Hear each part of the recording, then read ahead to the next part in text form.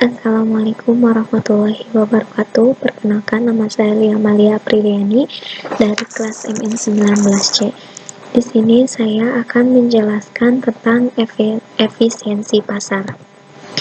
Pengertian efisiensi pasar yaitu pasar efisiensi adalah pasar yang dinilai sekuritasnya tidak menyimpang dari nilai-nilai intrinsik. Pasar dikatakan efisiensi jika harga-harga sekuritas mencerminkan secara penuh informasi yang tersedia, menekankan pada dua aspek yaitu full reset, information available. Pasar yang efisiensi adalah pasar yang harga sekuritasnya secara cepat dan penuh mencerminkan semua informasi yang tersedia terhadap aktiva tersebut. Alasan pasar yang efisiensi dan tidak efisiensi. Terdapat beberapa alasan yang menyebabkan pasar jadi efisiensi, yaitu investor adalah penerima harga dan sebagai pelaku pasar, informasi tersedia secara luas kepada semua pelaku pasar pada saat yang bersamaan dengan harga untuk memperolehnya. Murah, informasi dihasilkan secara acak atau random dan tiap pengumuman informasi juga acak antara satu dengan lainnya. Investor beraksi dengan menggunakan informasi secara penuh dan cepat sehingga harga dari sekuritas berubah dengan semestinya. Adapun terdapat penyebab pasar menjadi tidak efisiensi, yaitu terdapat jumlah kecil pelaku pasar yang dapat mempengaruhi harga dan dari sekuritas, mahalnya harga informasi dan akses yang tidak seragam antara pelaku pasar terhadap informasi yang sama. Informasi yang disebarkan dapat diprediksi dengan baik oleh sebagian pelaku pasar. Investor adalah individu-individual yang lugas dan tidak canggih. Bentuk-bentuk efisiensi pasar. Efisiensi pasar secara informasi, kunci utama untuk mengukur pasar yang efisiensi adalah hubungan antara harga sekuritas dengan informasi. Menyajikan tiga macam bentuk utama dari efisiensi pasar berdasarkan ketiga macam bentuk dari informasi, yaitu informasi masa lalu, sekarang yang sedang dipublikasikan, dan informasi privat.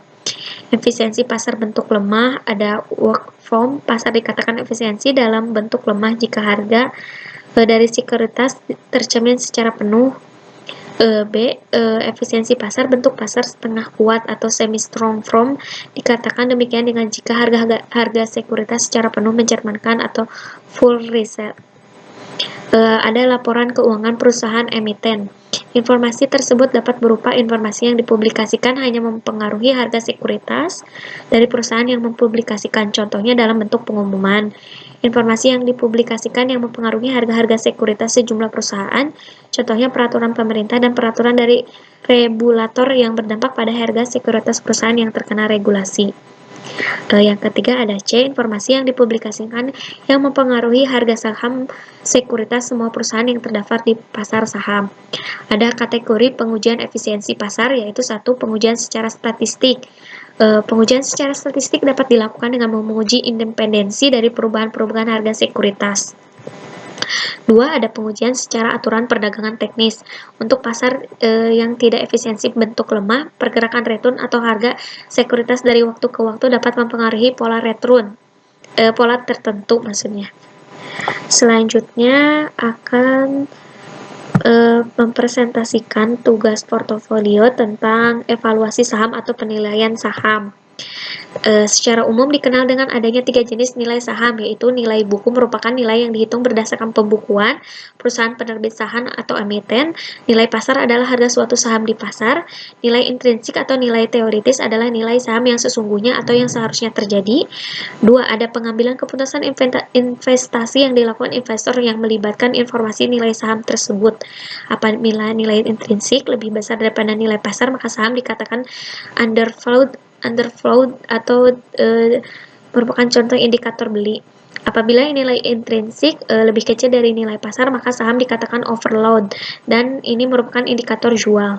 Ada discount cash flow model. Nilai saham adalah fee manfaat yang akan diterima karena memiliki saham tersebut jika investor beli saham atau menyimpan sampai waktu tak terhingga. Ada macam discount cash flow model. Ada 1. Model pertumbuhan nol atau dividen tidak bertumbuh.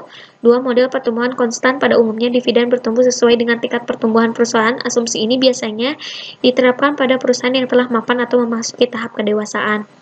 Ada faktor yang mempengaruhi pertumbuhan dividen adalah pertumbuhan earning per share atau EPS. Pertumbuhan EPS sendiri dipengaruhi oleh inflasi, jumlah penghasilan yang diinvestasikan kembali atau tingkat keuntungan modal sendiri.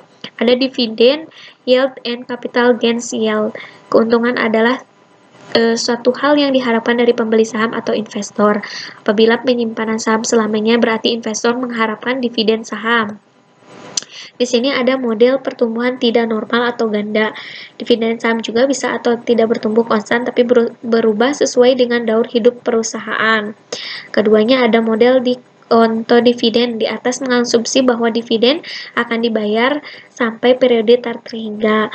Yang ketiga ada apabila saham tidak selamanya dipegang investor sehingga terdapat capital gain, maka nilai atau terminal nilai juga saham akan dimasukkan dalam perhitungan nilai intrinsik.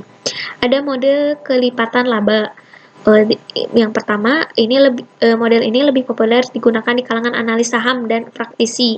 Yang kedua, ada pendekatan ini investor yang akan menghitung berapa kali atau multiplier nilai earning yang tercermin dalam harga suatu saham.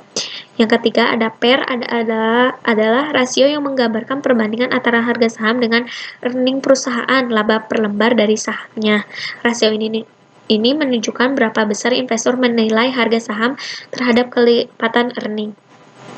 Selanjutnya ada strategi portofolio saham, ada dua, yaitu strategi portofolio saham aktif. Strategi portofolio saham aktif adalah strategi di mana investor aktif menyeleksi saham sesuai berbagai informasi yang didapatkan. Kemudian melakukan analisa pergerakan saham. Contohnya ada pemilihan saham. Yang kedua ada momentum harga, ada perputaran sektor harga juga. Selanjutnya ada strategi portofolio saham pasif. Strategi portofolio saham pasif adalah strategi di mana investor biasanya bersifat pasif dalam hal membeli atau menjual saham. Meskipun begitu, investor masih memanfaatkan data analis untuk pengambilan keputusan beli atau jual. Yang pertama ada buy and hold, yang kedua ada indexing. Mungkin cukup sekian presentasi yang bisa saya sampaikan, kurang lebihnya saya mohon maaf. Terima kasih. Wassalamualaikum warahmatullahi wabarakatuh.